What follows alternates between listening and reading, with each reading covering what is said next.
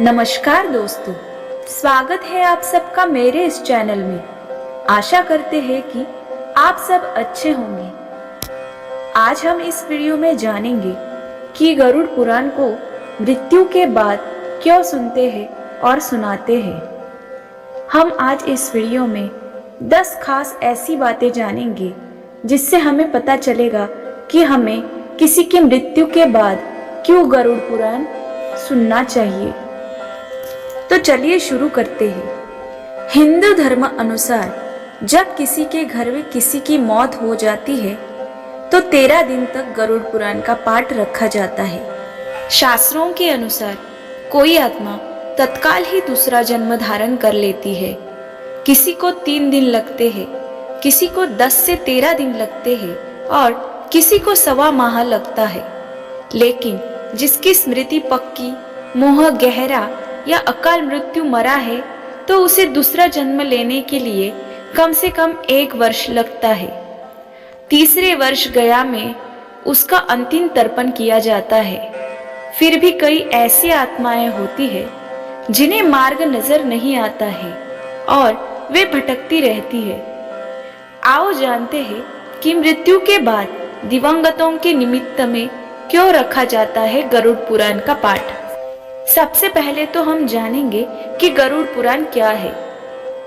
एक बार गरुड़ ने भगवान विष्णु से प्राणियों की मृत्यु, यमलोक यात्रा, नरक योनियों तथा सद्गति के बारे में अनेक गूढ़ और रहस्यमय प्रश्न पूछे थे।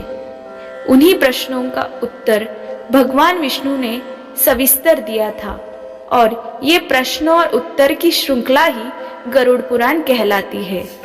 अब हम जानेंगे कि क्यों सुनते हैं गरुड़ पुराण को मृत्यु के बाद। गरुड़ पुराण में मृत्यु के पहले और बाद की स्थिति के बारे में बताया गया है, इसीलिए ये पुराण मृतक को सुनाया जाता है। 13 दिनों तक मृतक अपनों के बीच में ही रहता है। इस दौरान गरुड़ पुराण का पाठ रखने से वह स्वर्ग, नरक, गति, सद्गति, अधोगति, दुर्गति आदि तरह की गतियों के बारे में जान लेता है। आगे की यात्रा में उसे किन किन बातों का सामना करना पड़ेगा, कौन से लोग में उसका गमन हो सकता है, ये सभी वो गरुड़ पुराण सुनकर जान लेता है। जब मृत्यु के उपरांत घर में गरुड़ पुराण का पाठ होता है तो इस बहाने मृतक के परिजन ये जान लेते हैं कि बुराई क्या है और सद्गति किस तरह के कर्मों से मिलती है, ताकि मृतक और उसके परिजन दोनों ही ये भली भांति जान ले कि उच्च लोक की यात्रा करने के लिए कौन से कर्म करना चाहिए। गरुड़ पुराण हमें सत्कर्मों के लिए प्रेरित करता है। सत्कर्म और सुमति से ही सद्गति और मुक्ति मिलती है। गरुड़ पुराण में व्यक्ति के कर्मों के आधार पर दंड स्वरूप मिलने वाले विभिन्न नरकों के बारे में बताया गया है। गरुड़ पुराण के अनुसार कौन सी चीजें व्यक्ति को सद्गति की ओर ले जाती है, इस बात का उत्तर भगवान विष्णु ने दिया है।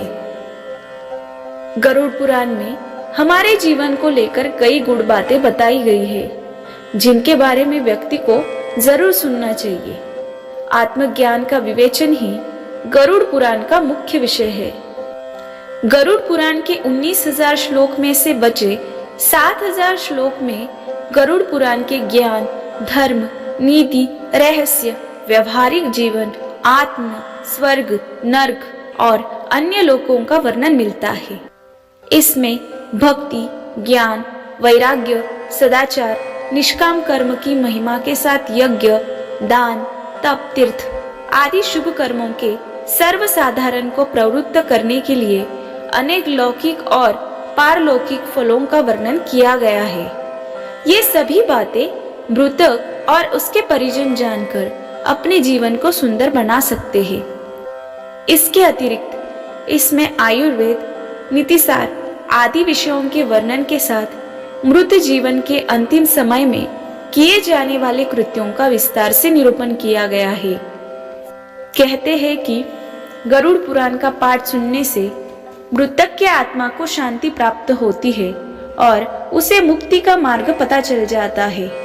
वो अपने सारे संताप को भूलकर प्रभु मार्ग पर चलकर सद्गति प्राप्त कर या तो पितरलोक में चला जाता है या पुनः मनुष्य योनि में जन्म ले लेता है।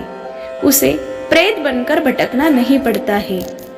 और इन्हीं सभी कारणों की वजह से किसी व्यक्ति की मृत्यु के बाद उसके घर में गरुड़ पुराण का पठन होता है। आशा करते हैं कि आपको ये वीडियो पसंद आया हो। अगर आपको मेरा ये वीडियो पसंद आया तो प्लीज मेरे चैनल को लाइक करें, शेयर करें और सब्सक्राइब करें।